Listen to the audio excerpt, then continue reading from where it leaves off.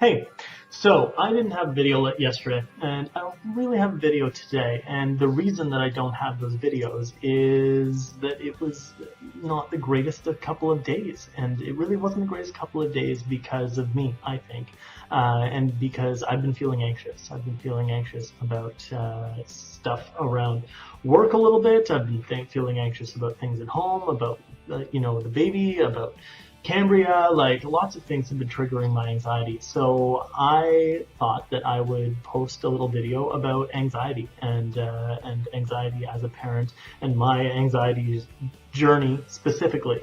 Anxiety is something that I've dealt with for many, many years, probably my entire life really, but actively taken it on since even university. So, 12 years at least there that I've been sort of fighting this battle against my natural inclination to be a very anxious person. And in the last couple of years, I've had some really good success. So I see a lot of other people going through very similar things to what I've gone through.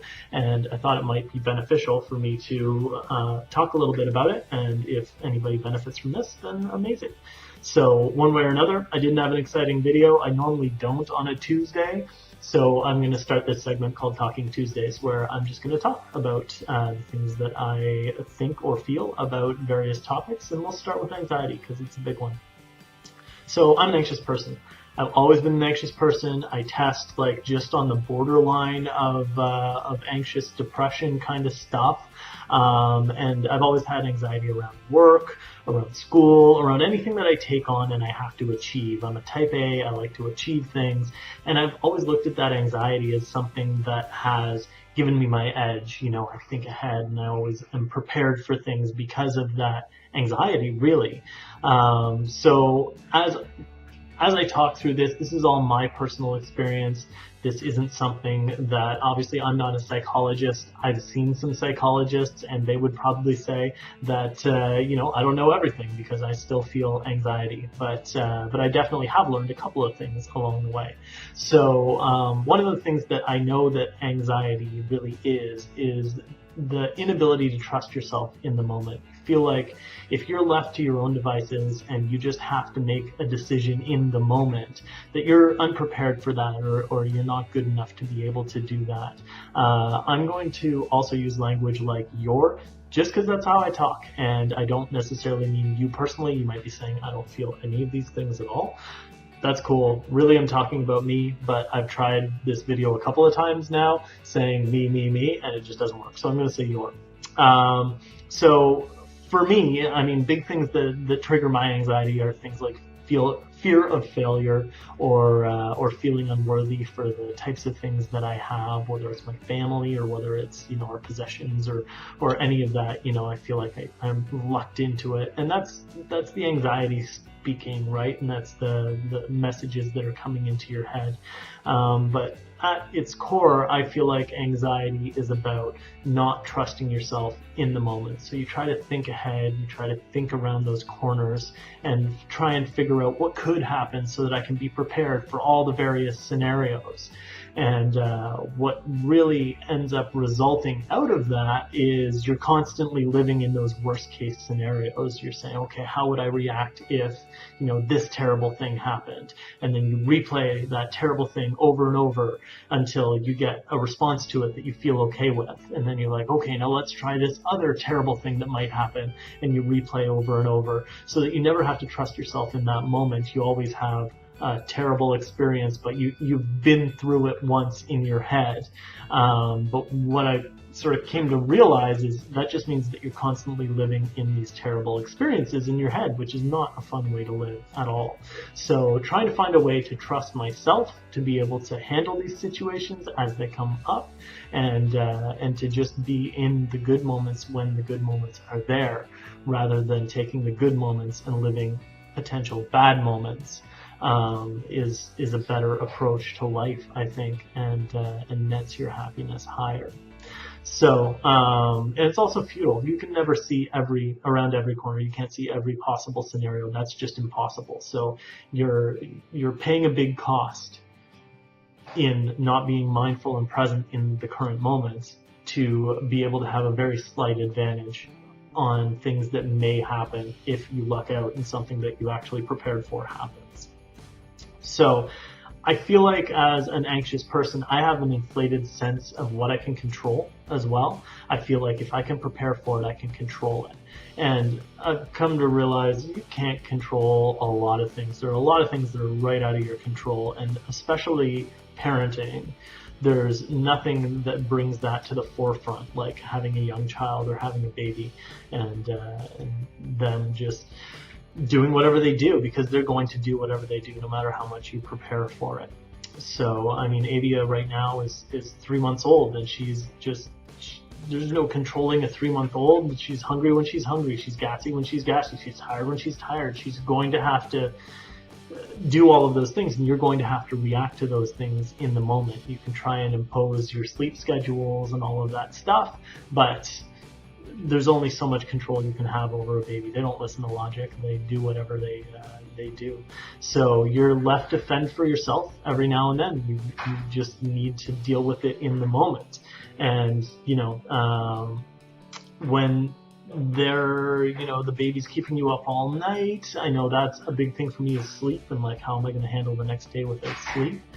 So when you're up all night with the baby, and all night is never actually all night, right? It feels like all night, but it's a couple hours here and there. I mean, obviously there's babies that are worse than my baby in terms of sleeping, and you might be actually up all night, but I find I'll say I was up all night, but really I was up for like a couple of hours or something. But the whole time you're just thinking, like, I don't want to be in this situation. I want my baby to be happy. I want her to be sleeping.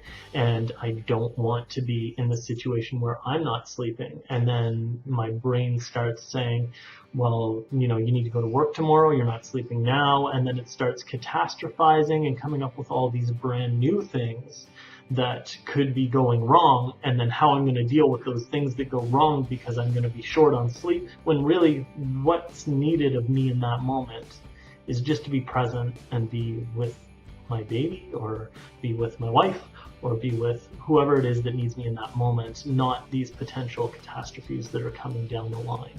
So these are the types of things that work me up. If you relate to that at all, I have found some various techniques that help with that, but it's still, sometimes the anxiety gets the best of me because I'm not perfect and nobody's perfect. If you're an anxious person, anxiety is going to get the best of you sometimes. Cambria is 4 years old now, and she's constantly testing the limits.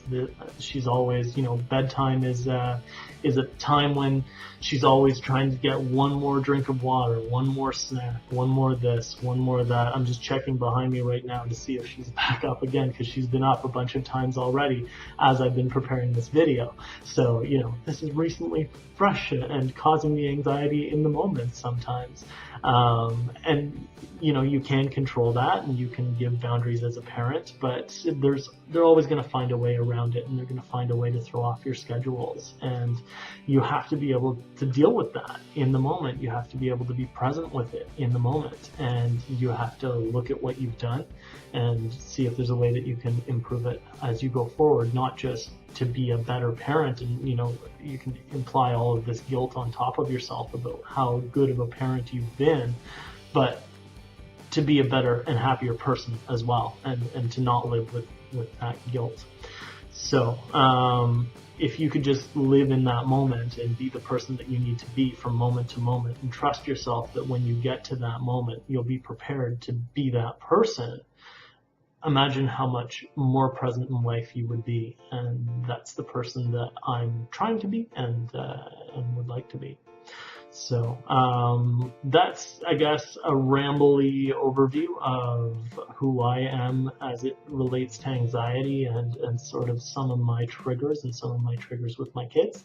And if you see yourself in any of that, then in the next couple of weeks, I'm going to talk about specific things that I've done, specific books that I've read, specific mantras that I tell myself in the moment to try and bring myself back to that moment, such that I'm able to be a good parent and be a happy person and not worry so much about, failure or perfectionism or either side of that coin, and not trying to think around those corners, but just be in the moment. So hopefully you'll find this either entertaining, I guess. I don't know if this is something that's entertaining, but or relatable or informative of some type. If you're an anxious parent as well, then definitely tell me in the comments what your triggers are for anxiety, and subscribe so that we can keep talking about this kind of stuff. So I look forward to next week, where I will talk about one of my techniques. I haven't decided which one yet. I've got a nice long list of them to choose from, so there's lots more to come. Have a good night.